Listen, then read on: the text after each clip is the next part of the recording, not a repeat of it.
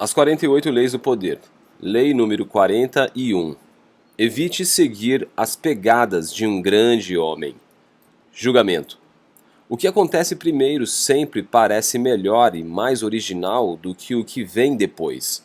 Se você substituir um grande homem ou tiver um pai famoso, terá de fazer o dobro do que eles fizeram para brilhar mais do que eles. Não fique perdido na sombra deles, ou preso a um passado que não foi obra sua. Estabeleça o seu próprio nome e identifique mudando de curso. Mate o pai dominador, menospreze o seu legado e conquiste o poder com a sua própria luz. A lei transgredida. Quando Luís XIV morreu, em 1715, depois de 55 anos de glorioso reinado, todos os olhares se concentraram no seu bisneto e sucessor escolhido, o futuro Luís XV. O menino, na época com apenas 5 anos de idade, seria um grande líder como o Rei Sol. Luís XIV tinha transformado um país à beira de uma guerra civil na principal potência da Europa. Os últimos anos do seu reinado foram difíceis. Ele estava velho e cansado. Mas esperava-se que a criança se transformasse no tipo de governante enérgico que daria novo vigor ao país e solidificasse ainda mais as firmes bases construídas por Luís XIV. Com este objetivo, o menino teve como tutores as melhores mentes da França, homens que o instruíram na arte da estadística, nos métodos que o Rei Sol havia aperfeiçoado. Nada foi negligenciado na sua educação. Mas quando Luís XV subiu ao trono em 1726, ocorreu nele uma súbita mudança. Ele não precisava mais estudar ou agradar os outros para provar quem era. Estava sozinho no topo de um grande país, com riqueza e poder às suas ordens. Podia fazer o que quisesse. Nos primeiros anos do seu reinado, Luís se dedicou ao prazer, deixando o governo nas mãos de um ministro de confiança, André Hércules de Fleury. Isto não causou muita preocupação, pois ele era jovem e precisava dar vazão à sua juventude. E de Fleury era um bom ministro. Mas aos poucos foi ficando evidente que aquela era mais do que uma fase passageira. Luís não tinha interesse em governar. Sua principal preocupação não eram as finanças da França ou uma possível guerra com a Espanha, mas o tédio. Ele não suportava se sentir entediado. E quando não estava caçando veados ou mocinhas, passeava o tempo nas mesas de jogos, perdendo enormes quantias numa só noite. A corte, como sempre, refletia os gostos do governante.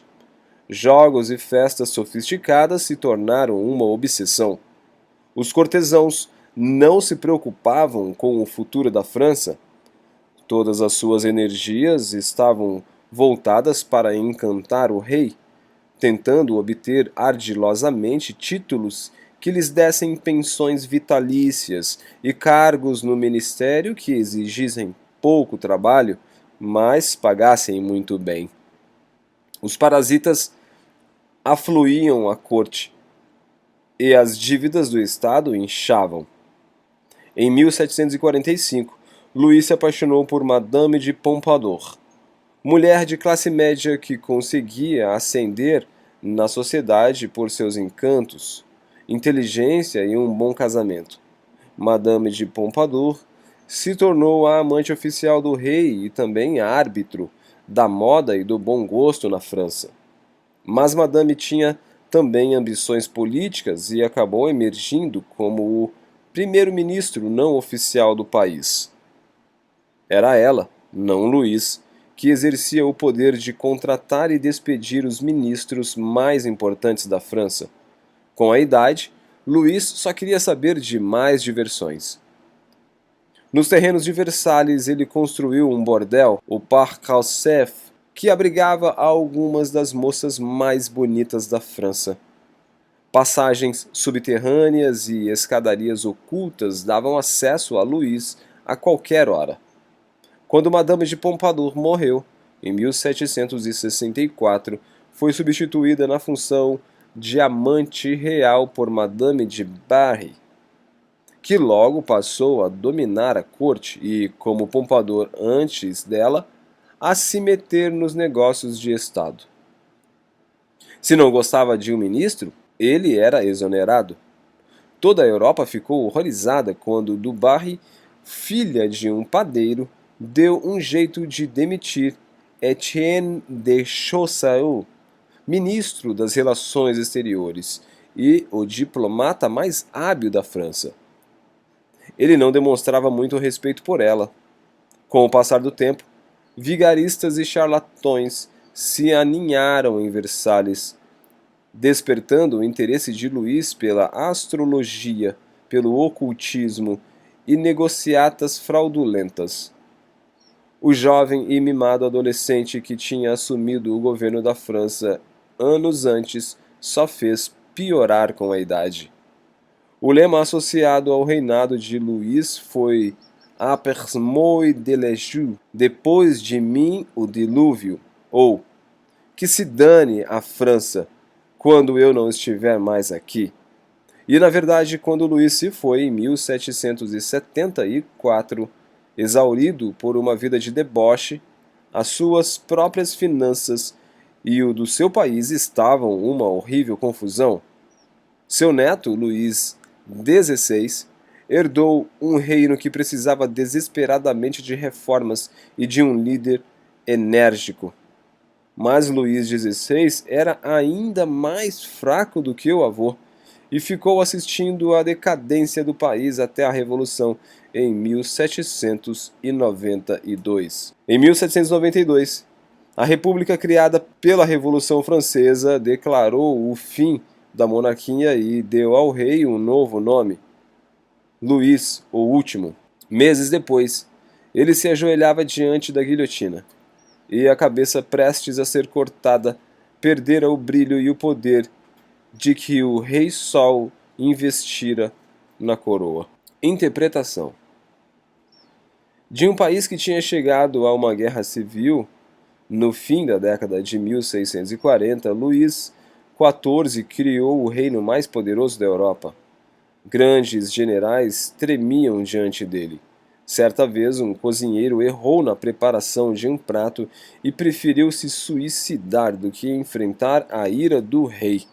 Luís XIV teve muitas amantes, mas o poder delas terminava no quarto de dormir. Ele encheu a sua corte com as mentes mais brilhantes da época. O símbolo do seu poder foi Versalhes. Recusando-se a aceitar o palácio que foi de seus antecessores, o Louvre, ele construiu o seu próprio palácio numa região que na época era de longe de tudo e de todos, simbolizando que estava fundando uma nova ordem, uma ordem sem precedentes. Ele fez de Versalhes a peça central do seu reino, um lugar que todos os poderosos da Europa invejavam e visitavam com admiração e respeito. Em essência, Luís pegou um grande vazio, a monarquia decadente da França, e o encheu com os seus próprios símbolos e poder radiante.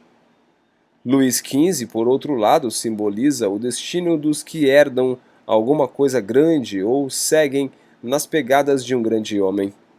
Parece fácil para um filho ou sucessor continuar construindo sobre as bases deixadas para ele, mas, tratando-se do poder, o que acontece é o inverso. O filho mimado, cheio de vontades, quase sempre dilapida a herança, porque não parte da necessidade de preencher um vazio como aconteceu com o pai. Como diz Maquiavel, a necessidade é que leva o homem a agir, e quando ela deixa de existir, sobra apenas podridão e decadência. Não havendo mais necessidade de aumentar a sua reserva de poder, Luís XV inevitavelmente sucumbiu à inércia. No seu governo, Versalhes, símbolo de autoridade do Rei Sol, se tornou um lugar de prazer extraordinariamente banal, uma espécie de Las Vegas da monarquia Bourbon. Passou a representar tudo o que a oprimida classe camponesa da França detestava no seu rei, e durante a Revolução eles a saquearam com satisfação. Luís XV só tinha um jeito de escapar da armadilha que aguardava o filho ou o sucessor de um homem como o Rei Sol: começar, psicologicamente do nada, denegrir o passado e sua herança e seguir numa direção totalmente nova, criando o seu próprio mundo. Supondo que você possa escolher, é melhor evitar essa situação, colocando-se onde houver um vácuo de poder, onde você puder ser aquele indivíduo que vai criar a ordem a partir do caos, sem nenhuma outra estrela no céu para competir.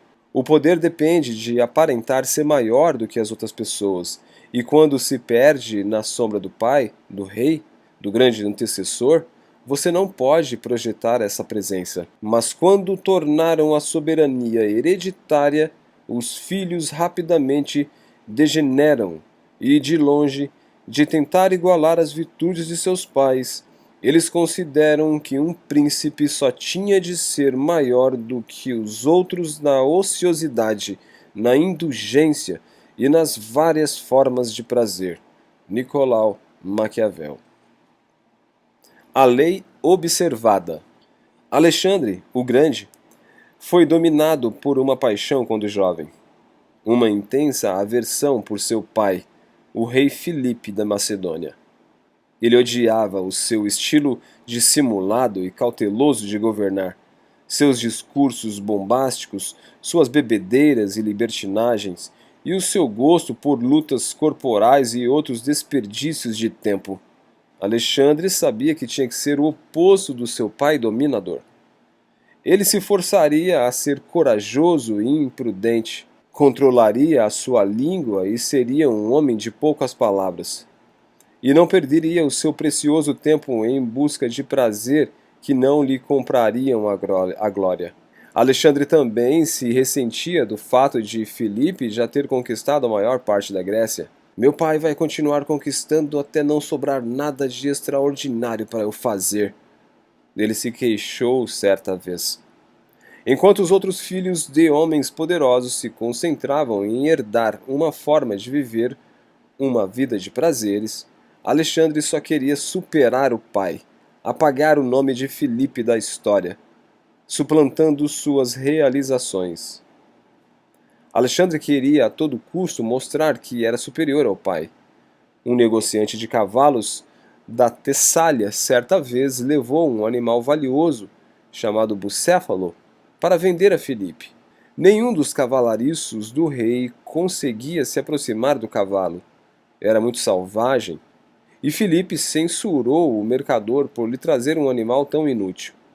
Vendo tanta dificuldade, Alexandre observou mal-humorado. Que cavalo eles estão perdendo por falta de habilidade e talento para dominá-lo? Depois de ouvi-lo dizer isso várias vezes, Filipe acabou perdendo a paciência e o desafiou a cuidar do cavalo. Chamou o mercador de volta, esperando no íntimo que o filho levasse um tombo feio e aprendesse a lição. Mas Alexandre é quem lhe daria uma lição. Não só conseguiu montar o bucéfalo, como o conduziu a pleno galope, domando um animal que mais tarde o levaria até a Índia. Os cortesãos aplaudiram entusiasticamente e Filipe ficou irritadíssimo vendo ali não só o filho, mas o rival. A atitude desafiadora de Alexandre com o pai foi ficando cada vez mais ousada. Um dia os dois tiveram uma forte discussão diante de toda a corte e Filipe sacou da espada como se quisesse atingir o filho, mas, já tendo bebido muito vinho, tropeçou. Alexandre apontou para o pai e zombou. Homens da Macedônia, ali está o homem que se prepara para ir da Europa à Ásia. Não consegue nem ir de uma mesa a outra sem cair. Quando Alexandre estava com 18 anos, um cortesão descontente assassinou Filipe. À medida que a notícia do regicídio foi se espalhando por toda a Grécia, cidade após cidade se ergueu em rebelião contra seus governantes macedônios. Os conselheiros de Filipe sugeriram a Alexandre, agora rei, a agir com cautela, a fazer como Filipe tinha feito e conquistar pela astúcia. Mas Alexandre não ia fazer como ele. Marchou até os pontos mais longínquos do reino, aniquilou as cidades rebeldes e reuniu o império com brutal eficiência. Conforme o jovem rebelde envelhece, diminui a sua luta contra o pai e aos poucos ele vai ficando parecido com aquele mesmo homem que desejava desafiar. Mas a aversão de Alexandre pelo pai não terminou com a morte de Filipe. Depois de consolidar a Grécia, ele voltou os olhos para a Pérsia, o troféu que escapara a seu pai, cujo sonho tinha sido conquistar a Ásia. Se derrotasse os persas, Alexandre finalmente superaria Filipe na glória e na fama. Alexandre se dirigiu para a Ásia com um exército de 35.000 homens para enfrentar uma força persa de mais de 1 milhão. Antes de travar batalha contra os persas, ele passou pela cidade de Gordium. Ali, no principal templo da cidade, havia uma antiga carroça atada com cordas feitas com a casca de uma árvore chamada cornácea. Segundo a lenda, o homem que conseguisse desatar o enorme e complicado nó, o nó górdio, governaria o mundo. Muitos tinham tentado, mas ninguém teve sucesso. Alexandre, vendo que não conseguiria desfazer o nó com as mãos, pegou a espada e de um só golpe o cortou ao meio. Esse gesto simbólico mostrou ao mundo que ele não faria como os outros, mas que abriria o seu próprio caminho. Apesar de espantosa desigualdade, Alexandre conquistou os persas. A maioria esperava que ele parasse por ali. Era um grande triunfo, suficiente para lhe garantir fama por toda a eternidade. Mas Alexandre lidava com os seus próprios feitos da mesma forma como agira com o seu pai. A conquista da Pérsia era coisa do passado. Ele não queria se deitar nos louros do passado, ou permitir que o passado eclipsasse o brilho do presente. Continuou seguindo para a Índia, ampliando o seu império para além de todos os limites conhecidos. Só os seus soldados, cansados e descontentes, o impediram de ir mais longe. Interpretação: Alexandre representa um tipo extremamente raro na história, o filho de um homem famoso e bem-sucedido que consegue superar o pai na glória e no poder. A razão deste tipo ser raro é simples. O pai quase sempre consegue acumular a sua fama, o seu reino, porque inicia com pouco ou nada. Uma necessidade desesperada o impele para o sucesso. Ele não tem nada a perder com a astúcia e a impetuosidade. E não tem um pai famoso para competir. Esse tipo de homem tem motivos para acreditar em si próprio. Acreditar que a sua maneira de fazer as coisas é a melhor, porque, afinal de contas, funcionou com ele. Quando um homem assim tem um filho, torna-se dominador e opressivo, impondo o que aprendeu ao rapaz que está começando a vida em circunstâncias totalmente diferentes daquelas em que o pai começou. Em vez de permitir que o filho tome um novo caminho, o pai tentará fazer com que ele siga as suas pegadas, talvez secretamente desejando que ele caia do cavalo, como parece que Filipe literalmente queria ver acontecer com Alexandre no episódio do cavalo bucéfalo. Afinal de contas, os pais invejavam a juventude e o vigor dos filhos, e o que eles querem é controlar e dominar. Os filhos desses homens tendem a se tornar acovardados e cautelosos, aterrorizados com a ideia de perder o que seus pais conquistaram. O filho jamais sairá da sombra do pai se não adotar as estratégias implacáveis de Alexandre. Destrua o passado. Crie o seu próprio reino. Coloque o pai na sombra em vez de deixar que ele faça isso com você. Se não puder materialmente começar do zero, seria tolice renunciar a uma herança. Você pode pelo menos começar do zero psicologicamente. Alexandre reconheceu instintivamente que os privilégios do berço são empecilhos ao poder. Seja impiedoso com o passado, portanto, não só com o seu pai e o pai dele, mas com suas próprias conquistas anteriores.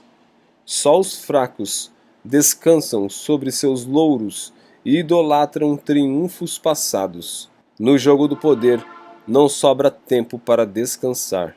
As chaves do poder. Em muitos reinos antigos, por exemplo, Bengala e Sumatra, depois que o rei já estava no governo havia vários anos, seus súditos o executavam. Isto era feito em parte como um ritual de renovação, mas também como uma forma de impedi-lo de ficar poderoso demais, pois quase sempre o rei tentaria estabelecer uma ordem permanente, às custas de outras famílias e dos seus próprios filhos. Em vez de proteger a tribo e liderá-la em tempos de guerra, ele tentaria dominá-la. E assim, ele era espancado até a morte ou executado num ritual elaborado. Depois que não estivesse mais ali para as homenagens lhe subirem à cabeça, ele podia ser adorado como um deus. Enquanto isso, o campo precisava ser limpo para uma ordem mais nova e jovial se estabelecer. A atitude ambivalente e hostil com relação à figura do rei ou pai também encontra expressão nas lendas dos heróis que não conhecem seus pais. Moisés, arquétipo do homem poderoso, foi encontrado abandonado entre os juncos e jamais soube quem eram seus pais. Sem um pai para competir com ele ou limitar os seus passos, ele chegou ao auge do poder. Hércules não tinha um pai terreno, era filho do deus Zeus. No final de sua vida, Alexandre o Grande espalhou a história de que o deus Júpiter Amon é que o havia gerado, não Filipe da Macedônia. Lendas e rituais como estes eliminam a figura do pai porque ela simboliza o poder destrutivo do passado. O passado impede o jovem herói de criar o seu próprio mundo. Ele deve fazer o que o pai fez, mesmo quando ele já estiver morto ou impotente. O herói deve se inclinar servil diante de seu predecessor e se render à tradição e ao passado. O que teve sucesso no passado deve continuar acontecendo no presente, mesmo que as circunstâncias tenham mudado muito. O passado também sobrecarrega o herói com uma herança que ele tem pavor de perder, tornando-o tímido e cauteloso. O poder depende da capacidade de preencher um vazio, de ocupar uma área que foi esvaziada pelo peso morto do passado. Só depois de a figura do pai ter sido devidamente suprimida pela força de vontade, você terá o espaço necessário para criar e estabelecer uma nova ordem. Existem várias estratégias que você pode adotar para conseguir isso. Variações da execução do rei disfarçam a violência do impulso, canalizando-o em formas socialmente aceitáveis. Talvez a maneira mais simples de fugir à sombra do passado seja simplesmente subestimá-lo, jogar com o eterno antagonismo entre as gerações, colocar o jovem contra o idoso. Para isso você precisa de uma figura mais velha conveniente para colocar no pelourinho. Mao Tse-tung, diante de uma cultura que resistia ferozmente à mudança, jogou com o ressentimento reprimido contra a dominadora presença do venerável Confúcio na cultura chinesa. John Kennedy sabia dos riscos de se perder no passado. Ele adotou um estilo radicalmente diferente do seu antecessor. Kennedy, por exemplo, não jogava o paternal e monótono golfe, símbolo da aposentadoria e privilégios, e a paixão de Eisenhower, mas jogava futebol americano no pátio da Casa Branca. Em todos os aspectos, a sua admiração era a imagem do vigor e da juventude. Os jovens são facilmente colocados contra os mais velhos, já que anseiam por definir o seu próprio espaço no mundo e se ressentem com a sombra dos seus pais. O distanciamento entre você e o seu predecessor quase sempre exige um certo simbolismo, uma forma de se anunciar publicamente. Luís XIV, por exemplo, criou este simbolismo ao rejeitar o palácio tradicional dos reis franceses e construir o seu em Versalhes. O rei Filipe II da Espanha fez o mesmo ao criar o seu centro de poder, o Palácio El Escorial, no meio do nada. Mas Luís foi ainda mais longe. Ele não queria ser um rei como o seu pai ou os seus ancestrais tinham sido. Não usaria uma coroa ou carregaria um cetro e se sentaria num trono. Ele estabeleceria uma nova maneira de impor autoridade com os seus próprios símbolos e rituais, e transformou os rituais dos seus ancestrais em relíquias ridículas do passado. Siga o seu exemplo. Não deixe que o vejam seguindo os passos do seu predecessor, senão você jamais o suplantará. Você deve demonstrar fisicamente a diferença entre os dois, estabelecendo estilo e simbolismos distintos. Augusto, o imperador romano, sucessor de Júlio César, compreendeu isso muito bem. César tinha sido um grande general, um personagem teatral cujos espetáculos mantinham os romanos entretidos, um emissário internacional seduzido pelos encantos de Cleópatra, uma figura extraordinária. Então, Augusto, apesar das suas próprias tendências dramáticas, não competiu com César tentando superá-lo, mas procurando ser diferente dele. Baseou seu poder numa volta à simplicidade romana, a uma austeridade tanto de estilo quanto de essência. À memória da presença arrebatadora de César, Augusto contrapôs uma dignidade tranquila e máscula. O problema do predecessor autoritário é que ele enche o cenário antes de você com símbolos do passado. Não sobra espaço para você criar a sua própria fama. Para resolver essa situação, você precisa buscar os vácuos. Aquelas áreas na cultura que continuam vazias e onde você poderá ser o primeiro protagonista a brilhar.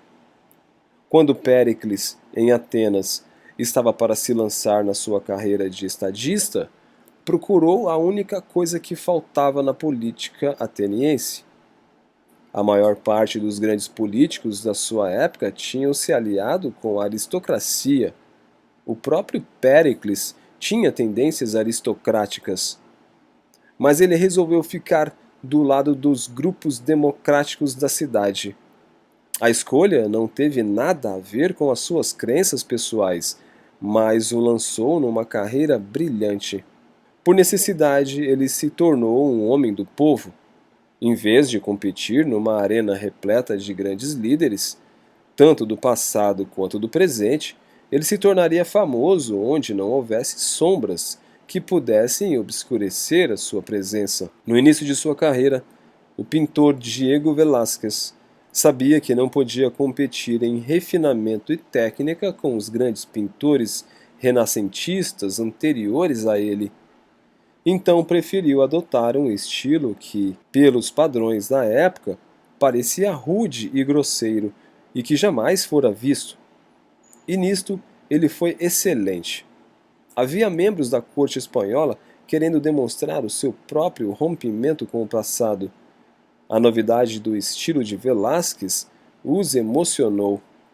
A maioria das pessoas tem medo de quebrar tão corajosamente a tradição, mas no íntimo admiram quem rompe com as antigas formas e revigora a cultura. É por isso que se pode obter tanto poder ocupando espaços vazios. Existe uma espécie de teimosia idiota que é recorrente ao longo da história e um forte empecilho ao poder. A superstição de que se uma pessoa já teve sucesso fazendo A, B e C, Você pode recriar esse sucesso fazendo a mesma coisa. Essa abordagem de produção em massa, sem individualidade, seduz os povos criativos, pois é fácil e apela para a timidez e a preguiça dessas pessoas. Mas as circunstâncias não se repetem exatamente da mesma maneira. Quando o general Douglas MacArthur assumiu o comando das forças americanas nas Filipinas durante a Segunda Guerra Mundial, um assistente lhe entregou um livro contendo os precedentes estabelecidos pelos comandantes anteriores, os métodos que tinham dado certo com eles. MacArthur perguntou ao assistente quantas cópias existiram daquele livro. 6, foi a resposta. Bem, o general retrucou. Junte todas e queime. Não vou me guiar por precedentes. Sempre que surgir um problema, decidirei na hora, imediatamente. Adote esta estratégia impiedosa com relação ao passado. Queime todos os livros e aprenda a reagir às circunstâncias conforme elas forem aparecendo. Você pode achar que se separou dos seus antecessores ou da figura do pai, mas com o avançar da idade deve se manter sempre atento a não se tornar o pai contra o qual se rebelou. Quando jovem, Mao Tse-tung não gostava do pai e na luta contra ele descobriu a sua própria identidade e um novo conjunto de valores. Mas, à medida que foi envelhecendo, o estilo do pai voltou a se insinuar. O pai de Mao Tse-tung valorizara o trabalho manual, de preferência ao intelectual. Mao tinha zombado disso quando jovem, porém mais velho, retornou inconscientemente às ideias do pai e, repetindo conceitos ultrapassados, forçou toda uma geração de intelectuais chineses a fazer trabalhos manuais, um pesadelo pelo qual o seu regime pagou bem caro. Lembre-se, você é o seu próprio pai. Não fique anos se educando para depois baixar a guarda e deixar que os fantasmas do passado, pai, hábitos ou história, se infiltrem novamente. Finalmente, como se viu na história de Luís XV, a plenitude e a prosperidade tendem a nos tornar preguiçosos e inativos. Quando o nosso poder está garantido, não temos necessidade de agir. Este é o grave perigo, especialmente para os que alcançam o sucesso e o poder muito jovens. O dramaturgo Tennessee Williams, por exemplo, saiu vertiginosamente da obscuridade para a fama com o sucesso de The Glass Menagerie. O tipo de vida que eu vivia antes desse sucesso popular, escreveu ele mais tarde, exigia muita resistência. Era uma vida de muita luta e muito esforço, mas era uma vida boa, porque era aquela para a qual o organismo humano foi criado. Eu não percebia quanta energia vital estava desperdiçando nesta luta, até a luta não existir mais. Era a segurança, finalmente. Sentei-me e olhei ao redor, e de repente me senti muito deprimido. Williams teve um esgotamento nervoso que talvez tenha sido necessário para ele. Forçado até o limite psicológico, ele recuperou a antiga vitalidade e escreveu Um bonde chamado Desejo. Fyodor Dostoiévski, igualmente, sempre que escrevia um romance de sucesso, sentia que a segurança financeira obtida tornava o ato da criação desnecessário. Ele levava todas as suas economias para o cassino e não saía antes de perder o último centavo. Reduzido à pobreza, ele podia voltar a escrever. Não é preciso exagerar tanto, mas você deve estar preparado para voltar ao ponto inicial psicologicamente, em vez de engordar e ficar preguiçoso porque atingiu a prosperidade. Pablo Picasso sabia lidar com o sucesso, mas só porque mudava constantemente de estilo. com frequência rompendo totalmente com aquilo que lhe dera o sucesso antes. Quantas vezes os nossos primeiros triunfos nos transformam numa espécie de caricaturas de nós mesmos. Os poderosos reconhecem essas armadilhas. Como Alexandre o Grande, eles lutam constantemente para se recriar. Não se deve permitir que o pai retorne. Ele deve ser morto a cada etapa do caminho. Imagem. O pai, ele lança uma sombra gigantesca sobre seus filhos que, mesmo depois de morto, os mantém escravizados ao passado, arruinando a sua juventude e forçando-os a seguir o seu mesmo caminho desgastado. São muitos os truques que ele usa. A cada encruzilhada, você deve matar o pai e sair de sua sombra. Autoridade. Cuidado para não pisar nas pegadas de um grande homem. Você terá de fazer o dobro do que ele fez para superá-lo. Quem segue os outros é considerado um imitador. Por mais que se esforce, nunca se livrará dessa carga. É raro encontrar um novo caminho para a excelência, uma rota moderna para a fama. São muitos os caminhos da singularidade, nem todos bem percorridos. Os mais recentes podem ser árduos, mas são quase sempre atalhos para a grandeza. Balthazar Gracian, 1601-1658. O inverso. Pode ser vantajoso usar a sombra de um grande predecessor se ela for escolhida como um truque, uma tática de que se possa descartar depois de conquistado o poder. Napoleão III usou o nome e a lenda do seu ilustre tio-avô, Napoleão Bonaparte, para ajudá-lo a ser presidente, primeiro e depois imperador da França. Uma vez no trono, ele não ficou preso ao passado. Mostrou logo que o seu reinado seria diferente e teve o cuidado de impedir que o público esperasse dele os mesmos sucessos de Bonaparte. É possível encontrar no passado coisas de que vale a pena se apropriar, qualidades que seria tolice rejeitar por uma necessidade de ser diferente.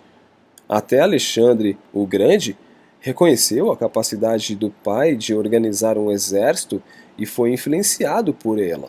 Exagerar na ostentação de um estilo diferente dos seus antecessores pode fazer você parecer infantil e descontrolado, a não ser que as suas atitudes tenham uma lógica própria. Joseph II, filho da imperatriz da Áustria, Maria Teresa, exibia-se fazendo exatamente o oposto da mãe, vestindo-se como um cidadão comum, hospedando-se em estalagens e não em palácios, mostrando-se como o imperador do povo. Maria Teresa, por sua vez, tinha sido uma figura régia e aristocrática. O problema era que ela também tinha sido amada, uma imperatriz que governou com sabedoria depois de anos de duro aprendizado.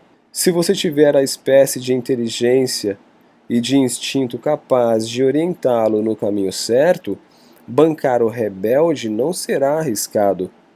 Mas se você é medíocre, como era Joseph II comparado com a mãe, é melhor aprender com o conhecimento e a experiência de seu predecessor, que se baseiam em algo real. Finalmente, é bom ficar de olho nos jovens, nos seus futuros rivais no poder. Assim como você tenta se livrar de seu pai, eles em breve estarão aplicando o mesmo truque com você, denegrindo tudo o que você conquistou. Enquanto você sobe de status, rebelando-se contra o passado, não perca de vista os que estão vindo atrás, e não lhes dê chance de fazer o mesmo com você. O grande artista e arquiteto barroco Pietro Bernini era mestre em farejar rivais mais jovens em potencial e mantê-los à sua sombra. Um dia, um jovem pedreiro chamado Francesco Borromini mostrou a Bernini os seus esboços de arquitetura. Reconhecendo logo o seu talento, Bernini contratou Borromini como seu assistente na mesma hora. O rapaz ficou encantado, mas isso foi apenas uma tática para mantê-lo por perto e criar nele um certo complexo de inferioridade. E de fato, apesar do brilhantismo de Borromini, Bernini é mais famoso do que o outro. Ele usou essa estratégia a vida inteira, temendo, por exemplo, que o grande escultor Alessandro Algardi obscurecesse a sua fama. Ele arrumou as coisas de tal forma que Algardi só pudesse conseguir trabalho como seu assistente. E o assistente que se rebelasse contra Bernini e tentasse se lançar por sua própria conta estava com a carreira arruinada.